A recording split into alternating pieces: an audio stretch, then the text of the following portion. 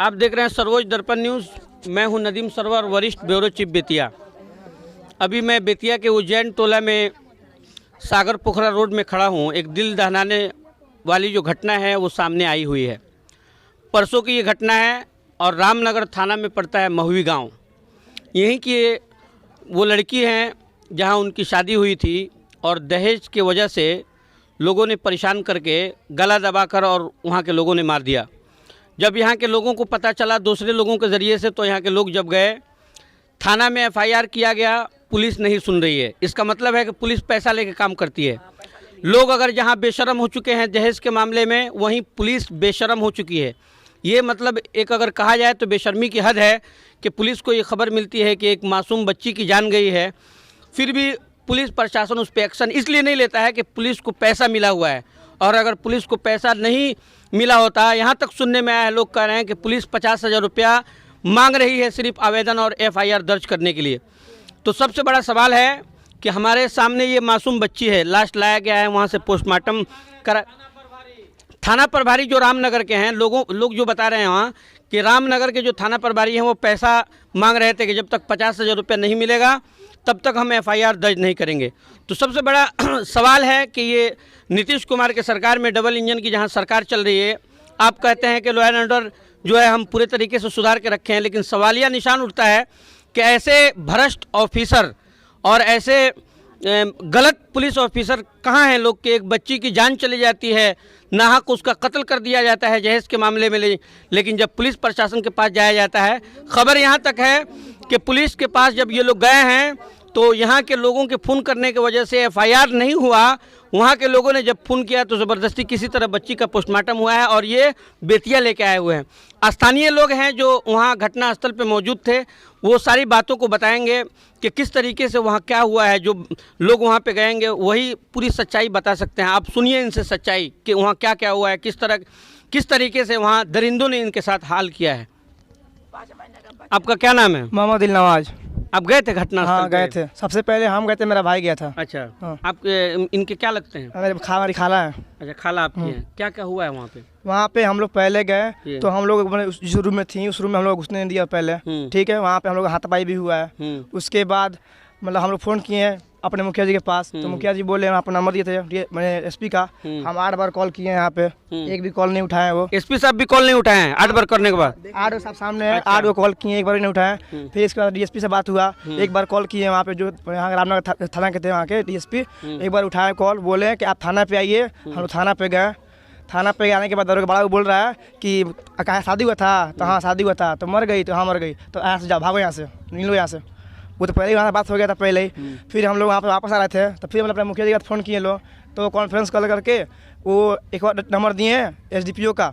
वो बोले 20 मिनट में आते हैं, आप थाना पर रहिए, हम 20 मिनट में आते हैं। हम 20 मिनट में पहुँचे, वो आए, उनको भी बोले एफआईआर भी नहीं हुआ है, सादा पेपर पर 2-3 बार साइन हुआ है। सादा पेपर पर मैंने साइन की, सिग्नेचर करके फिर बोले तुम जाओ जबरदस्ती साइन किया। और इनको मारने को बोला कि तुम अब क्या कर रही है। ये जो लड़की हैं जिनका इंतकाल हुआ है, जिनका निधन हुआ है, उनकी अम्मा यहाँ पे हैं।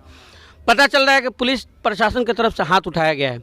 कितनी मतलब शर्मिंदगी की बात है। क्या लोग अपने हाथों में इसी तरह कानून को लेंगे? अगर हम लोग अपने हाथों में कानून को अगर लेते हैं ऐसी लड़ाई को लड़ने के लिए, तो कल जाके पुलिस प्रशासन कहेगी कि आप लोग दोष हैं। लेकिन आज जब ज़रूरत पड़ी है तो पुलिस भ्रष्टाचारी कर रही है, पुलिस पैसों की मांग कर रही है, और यहाँ तक कि इनके ऊपर हाथ भी उठा दिया गया है पुलिस की तरफ से। ये कितनी शर्म की बात है। एसपी साहब को 8 मरतबा कॉल किया है, एसपी साहब कॉल नहीं उठा रहे हैं, न कोई कॉल उठा रहा है। तो आखिर ये कैसे काम चलेगा? इसका मतलब है कि थाना प्रभारी पैसा लिया है। अगर ये पैसा लेके अगर काम कर रहा है, एफआईआर अगर नहीं लिया है, तो इसमें वहाँ रामनगर का जो पुलिस ऑफिसर है वो दोषी है। हम मांग करते हैं कि वो ऐसे पुलिस ऑफिसर को फौरन सस्पेंड कर दिया जाए। ये लोग कीड़े हैं समाज के अंदर। कैसे लोगों का भरोसा होता है पुलिस प्रशासन के ऊपर, लेकिन पुलिस प्रशासन जब पैसा लेके काम करने लगेगी, अन्याय के खिलाफ जब न्याय नहीं करेगी और गलत के खिलाफ जब पुलिस प्रशासन जब नहीं लड़ेगी, तो कैसे काम चलेगा? अब बताइए, उनकी अम्मा है यहाँ पे, आपको वहाँ दबाया गया है। हाँ बोला गया, नाम बोला लिख लेंगे, हमको नाम नहीं लू रहा है बाबू हवा में। तो बोला मारेंगे 2 तमचा तुमको, भागो यहाँ से, जाओ जाओ यहाँ से, बोला हमको। ये गवाही दे रही है, मतलब लड़की की जो माँ है वो गवाही दे रही है, और वीडियो मेरे पास मौजूद है। इस पर अब पकड़ हो जाएगी, इसलिए कि ये वीडियो जाएगा बहुत आगे तक। ये सबसे बड़ा सवाल है कि अब एसपी साहब को और डीआईजी साहब को चाहिए कि इस पे संज्ञान लें और ऐसे पदाधिकारियों को फौरन निलंबित किया जाए, सस्पेंड कर दिया जाए। इसलिए कि जब तक घुसखोरी रहेगी तब तक समाज के अंदर ऐसे कीड़े पलते रहेंगे और मौजूद रहेंगे। जब तक समाज के अंदर ऐसे कीड़े रहेंगे तब तक समाज का कुछ भला नहीं हो सकता है। और सिर्फ ये लोग कीड़े नहीं हैं बल्कि प्रशासन कीड़ा है। प्रशासन कीड़ा, मैं इसलिए आरोप लगा रहा हूँ प्रशासन के ऊपर कि थाना प्रभारी कह रहा है कि FIR नहीं होगा। ये महिला जा रही हैं, पीड़िता की माँ जब वहाँ जा रही हैं तो पुलिस ऑफिसर कह रहा है कि तुम्हारे ऊपर हाथ उठाएंगे, मार देंगे। तो ये कैसे भ्रष्ट ऑफिसर बैठे हुए हैं और ये SP साहब को ये सब चीज़ें नज़र नहीं आती है। अच्छा, आप लोग DIG साहब के पास गए थे, DIG साहब ने क्या कहा है? बोले हम बाबू हमको इंसाफ चाहिए, तो बोले हैं इंसाफ मिलेगा आपको। इंसाफ मिलेगा? हाँ मिलेगा। अभी हम लोग वहाँ से आ रहे हैं, बोला है इंसाफ मिलेगा। सारे स्थानीय लोग हैं यहाँ पे, हमारे सामने ताज भाई भी हैं। हम इनसे जानने की कोशिश करेंगे कि अब मतलब अब तो जान जो जाने वाली थी चली गई, वापस नहीं लाया जा सकता है। लेकिन इतना है कि अब क्या सरकार से आप लोग मांग करते हैं कि क्या सज़ा दिया जाए, किस तरीके से? सरकार से हम यही मांग करते हैं कि हम लोग को इंसाफ दिया जाए, है ना। हमारी छोटी बहन थी और ये इसका भी जान गया और इसके पेट में भी बच्चा था, उसका भी जान गया, है ना। और तीन दिन से मतलब ये आज 3 दिन होने का है, लेकिन अभी तक इसका FIR थाना में नहीं हुआ है। और इनकी माँ पे मतलब मारने की मतलब धमकी दी गई, या दूसरा चीज़ सादा पेपर पर साइन करा कर, है ना, छोड़ दिया गया। और जब हम लोग DIG यहाँ गए लोग ऑफिस में, है ना, तो वहाँ बोला गया कि आपका तो FIR हो गया है।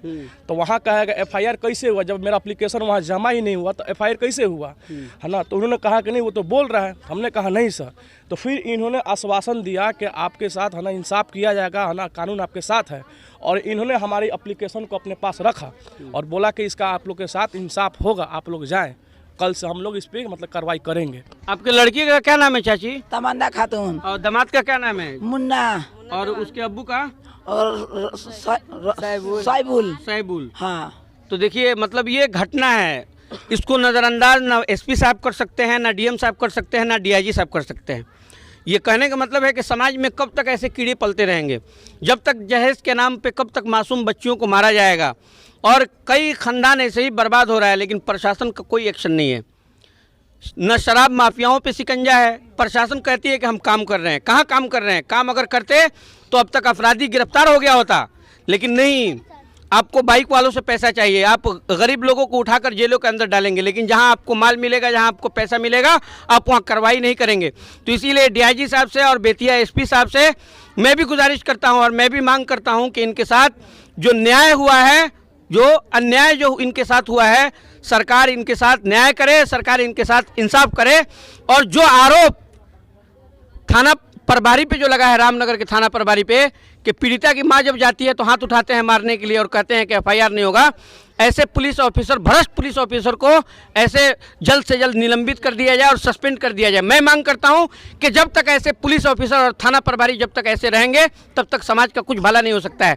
जिस तरीके से समाज में इन जैसे बच्चियों को मारने वाले लोग दरिंदे मौजूद हैं, उसी तरह मैं ये कहता हूं कि पूरा खुला हुआ आरोप है कि जिस तरीके से वहाँ के लोग दरिंदे हैं, जिस तरीके से इसका शौहर और इसके सास ससुर जो दरिंदगी का हद जो पार कर दिए हैं, उसी तरीके से मैं कहता हूं कि पुलिस प्रशासन भी दरिंदगी को हद की पार कर रही है।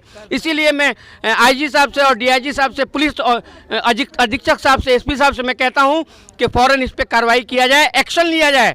अगर एक्शन नहीं होगा तो पत्रकार संघ भी और तमाम जितने भी मैं मानव अधिकार से भी आता हूं, तमाम मानव अधिकार के लोग फिर DM साहब का ऑफिस जो है वहां पे चक्का जाम करेंगे और इन बहन की आखिरी लड़ाई तक हम लोग लड़ने के लिए तैयार हैं। आप देख रहे हैं सरोज दर्पण न्यूज़।